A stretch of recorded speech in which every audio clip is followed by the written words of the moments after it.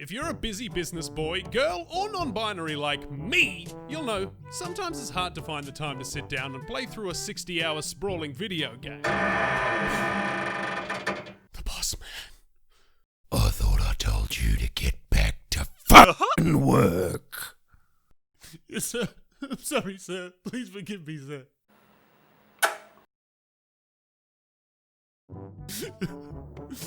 I'm a Spicy-kern.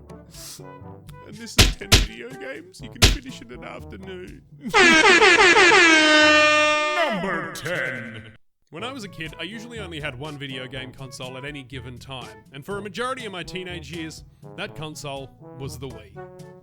But I was a growing young lad getting grittier and more adult by the day. And the Wii only had baby games.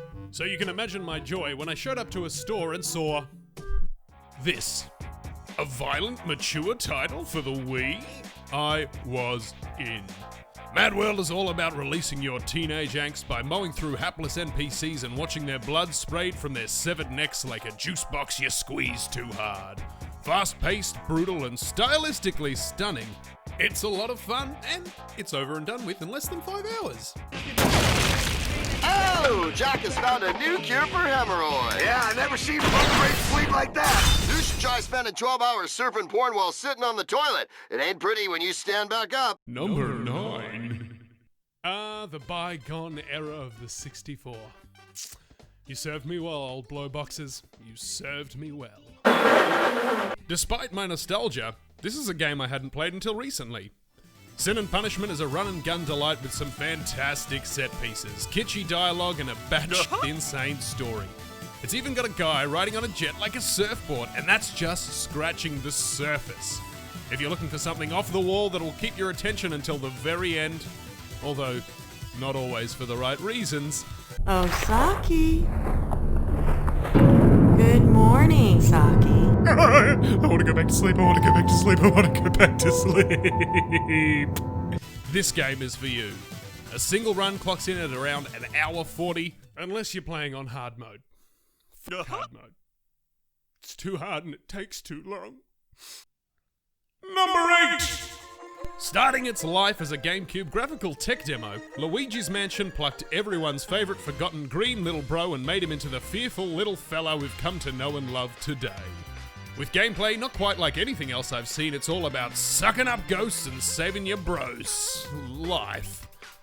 Fun, funny, and more charming than Ted Bundy in a 3-piece suit, Luigi's Mansion is truly an experience in and of itself. Number 7.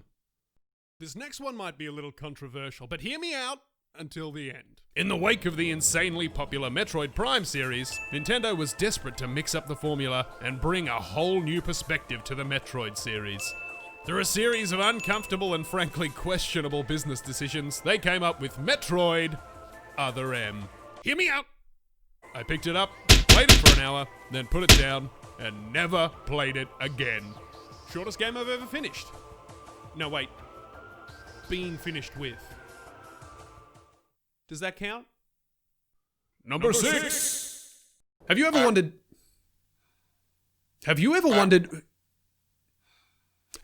what it would be like to terrorize a small town using nothing but your beak? God damn it! Well, that's Untitled Goose Game, filled with fun little puzzles and one of the most unique gameplay premises around. Untitled Goose Game is pure, unbridled fun. And now, with the introduction of free co-op DLC, you and a friend can take on the town and terrorize men, women, and children alike. It's all in an afternoon's work for this little goose. Number 5. WarioWare. Doesn't matter which one. A collection of micro games lasting no more than 5 seconds apiece. WarioWare is fast, fun, and filled with that Wario charm. Number 4? What happens when a company fails to make a good or even functional game of a beloved icon for years, gives up, and then gives the franchise to a fan? Sonic Mania, a freewheeling, spin-dash-dealing, nostalgia-feeling treat. Equal parts new and familiar, Sonic Mania encapsulates all that's great about the blue blur, and a game you can finish faster than a chili dog. Gotta go fast!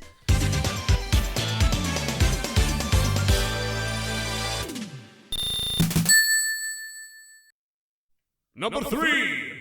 In the early days of the 3D platformer, there were two competing platforms, the Nintendo 64 and the Sony PlayStation 1.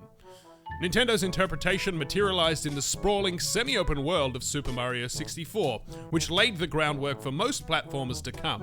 Sony, on the other hand, opted for a different direction, with the Sonic's arse premise. Reimagining the 2D platformer in a 3D space, I am of course referring to Crash Bandicoot.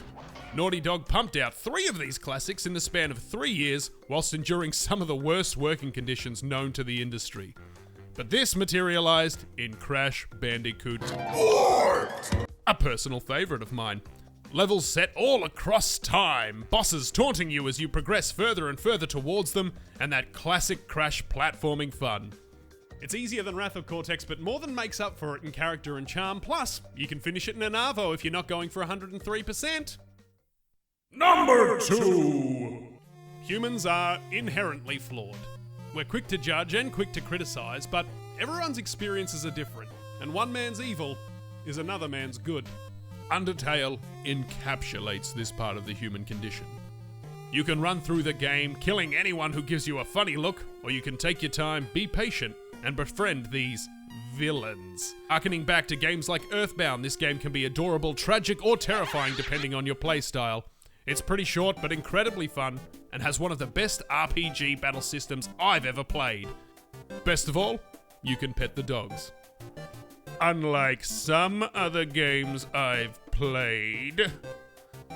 I swear to God, if Breath of the Wild 2 doesn't let you pet the dogs, I'm boycotting it! Look at him. He just wants a little pet. Why can't you pet him, Link? Number 1! This game is like therapy for me. If ever I've had a stressful day, I know I can sit back, crack a beer, and snap some shots of some Pokemons.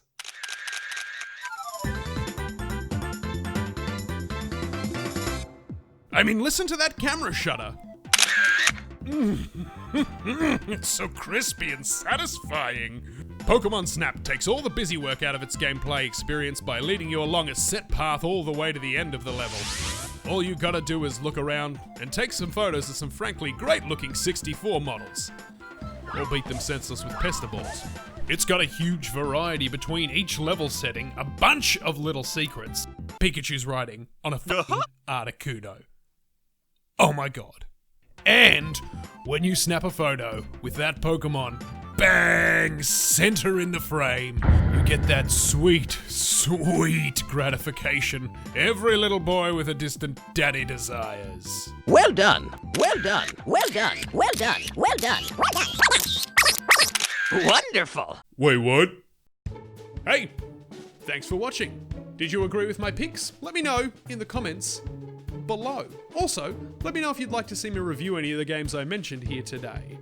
Guys, if you liked this video, consider hitting that like button. Takes 2 seconds and goes a long way for this little man. And if you like what you saw here, consider hitting that subscribe button. There's more coming this way every single week. Guys, I'm a Spicy-kern. Thanks for watching. And there's a little kiss. Send you on your way.